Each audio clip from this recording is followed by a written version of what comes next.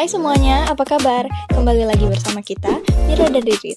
Walau kali ini kita cuma berdua, tapi kita akan tetap memberikan informasi-informasi menarik serta edukatif.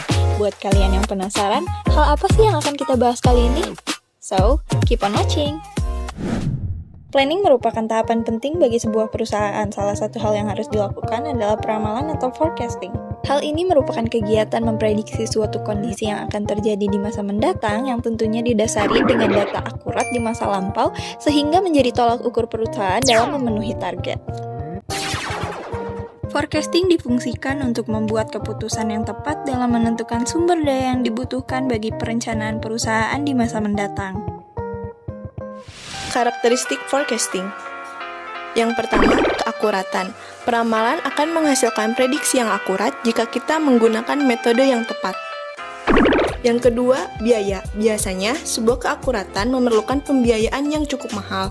Namun, hal tersebut dapat diminimalisir dengan berbagai alternatif. Yang ketiga, responsif. Ramalan ini tidak boleh terpengaruh oleh lingkungan serta fluktuasi demand sehingga harus stabil hingga mencapai waktu periode ramalan. Yang keempat, sederhana. Diperlukannya suatu peramalan yang sederhana karena akan memudahkan kegiatan peramalan. Ada beberapa faktor yang mempengaruhi forecasting, diantaranya sifat produk. Hal ini dilihat dari apakah produk yang diproduksi itu bersifat jangka panjang atau jangka pendek. Metode distribusi, yaitu di mana posisi perusahaan serta jarak yang dapat dijangkau oleh pasar berpengaruh terhadap proses peramalan. Kemudian, besarnya perusahaan dibandingkan dengan perusahaan pesaing, di mana ini menentukan posisi perusahaan entah itu sebagai market leader, market challenger, atau market follower. Lalu ada tingkat persaingan, yaitu bagaimana posisi suatu perusahaan dibandingkan dengan posisi perusahaan lain di pemasaran. Dan yang terakhir, ada data historis, ialah sebuah data yang diperlukan untuk melakukan peramalan minimal 5 tahun lalu. Forecasting terbagi menjadi beberapa jenis. Berdasarkan waktunya, forecasting terbagi menjadi 3. Yang pertama, peramalan jangka panjang. Peramalan ini meliputi suatu waktu yang lebih panjang dari 18 bulan. Contohnya, pada peramalan yang dibutuhkan dalam hubungannya dengan penanaman modal, merencanakan sebuah fasilitas, dan merencanakan kegiatan lead bank. Yang kedua, peramalan jangka menengah. Peramalan ini meliputi waktu antara 3-18 bulan. Contohnya, peramalan untuk merencanakan penjualan, merencanakan sebuah produksi, dan merencanakan tenaga kerja tidak tetap. Dan yang terakhir, perencanaan jangka pendek. Perencanaan ini meliputi jangka waktu yang kurang dari 3 bulan, seperti contohnya pada peramalan pembelian material untuk membuat jadwal kerja dan menugaskan karyawan. Berdasarkan fungsinya, forecasting terbagi menjadi peramalan ekonomi, peramalan teknologi, dan peramalan permintaan. Di mana peramalan ekonomi adalah membahas sebuah siklus bisnis dengan prediksi tingkat inflasi, tersedianya uang, dana yang diperlukan untuk suatu pembangunan perumahan dan indikator perencanaan lainnya. Sedangkan peramalan teknologi adalah memahami tingkat kemajuan teknologi yang bisa meluncurkan suatu produk baru yang menarik, yang memerlukan pabrik dan peralatan yang baru. Dan peramalan permintaan adalah merupakan suatu proyeksi permintaan pada produk atau layanan perusahaan. Peramalan ini juga bisa disebut dengan suatu peramalan penjualan yang menjadi pengendali produksi. Berdasarkan sifat penyusunan, forecasting terbagi menjadi 2. Yang pertama, peramalan subjektif. Peramalan subjektif adalah merupakan sebuah peramalan yang berdasarkan pada perasaan atau intuisi dari orang yang menyusunnya. Yang kedua, peramalan objektif. Peramalan objektif adalah berdasarkan pada suatu data yang relevan di masa lalu dengan memakai sebuah teknik-teknik dan metode-metode dalam menganalisa data tersebut. Adapun 2 metode forecasting yang dapat diterapkan. Yang pertama, metode kualitatif. Metode kualitatif umumnya bersifat subjektif, dipengaruhi oleh keadaan nyata di lapangan seperti pendapat langsung konsumen. Ada beberapa metode dalam metode kualitatif, diantaranya opini eksekutif, tenaga pemasaran, survei market pasar, dan metode Delphi. Opini eksekutif, metode ini dilakukan dengan cara mengambil opini dari sekelompok kecil manajer melalui wawancara langsung. Tenaga pemasaran, metode ini dilakukan dengan cara mengambil opini langsung dari tenaga pemasar atau staf marketing. Survei market pasar, Metode ini dilakukan dengan cara mengambil langsung opini dari konsumen untuk mengenali cara penanganan customer. Metode Delphi. Metode ini dilakukan dengan cara mengambil langsung serangkaian kuesioner yang disebarkan kepada responden. Dan yang kedua ada metode kuantitatif. Metode ini umumnya bersifat objektif. Pada dasarnya, model kuantitatif ini dibedakan menjadi dua, yaitu berdasarkan seri waktu atau time series dan kausal atau causal methods. Mari kita bahas terlebih dahulu mengenai metode time series. Metode ini didasarkan atas penggunaan analisa pola hubungan antar variabel yang diperkirakan dengan variabel waktu. Metode time series terdiri dari metode naif, metode rata-rata bergerak atau moving average, metode exponential smoothing, dan metode trend projection. Yang pertama ada metode naif. Pendekatan naif ini merupakan model peramalan objektif yang paling efektif dan efisien dari segi biaya. Paling tidak, pendekatan naif memberikan titik awal untuk perbandingan dengan model lain yang lebih canggih.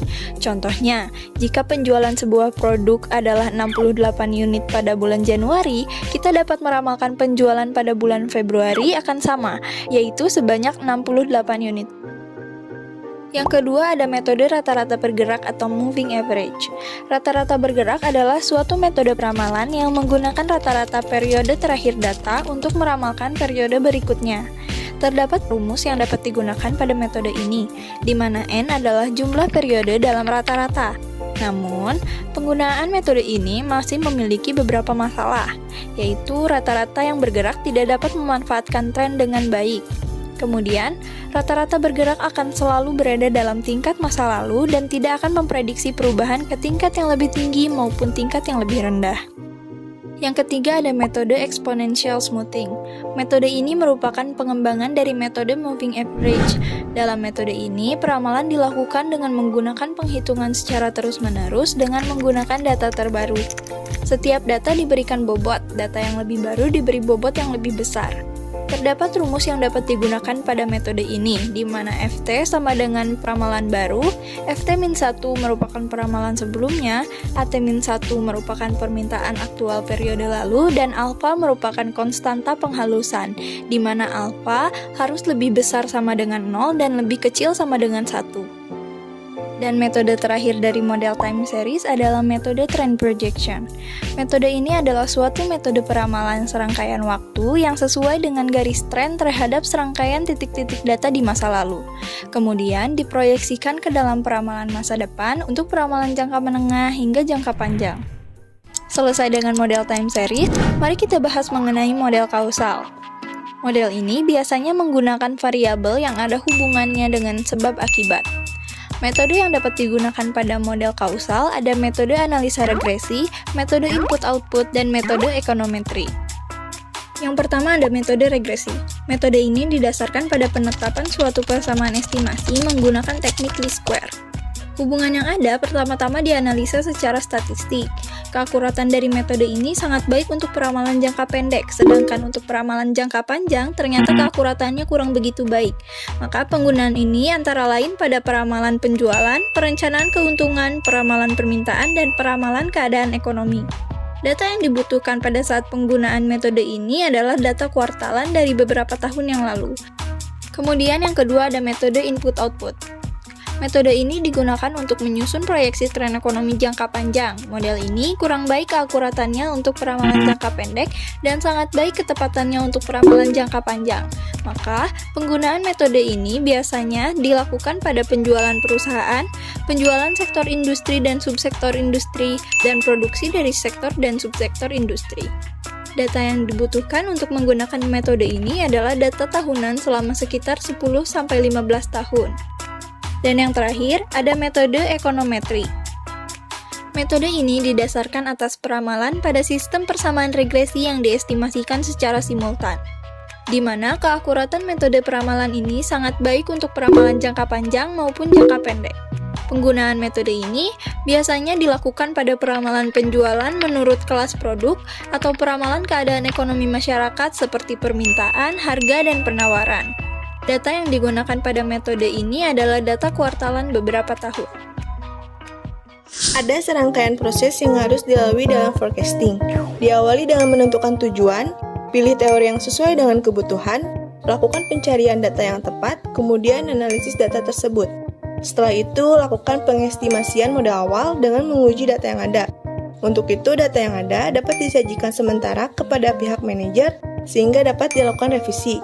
Dengan demikian, hasil revisi dapat disebarkan dengan tepat waktu, namun tetap dilakukan controlling guna menghindari adanya kesalahan-kesalahan fatal.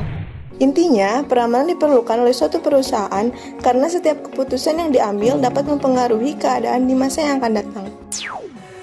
So, thank you for watching and don't forget to like, comment, and also subscribe to this channel for another topic about introduction to management. Bye bye!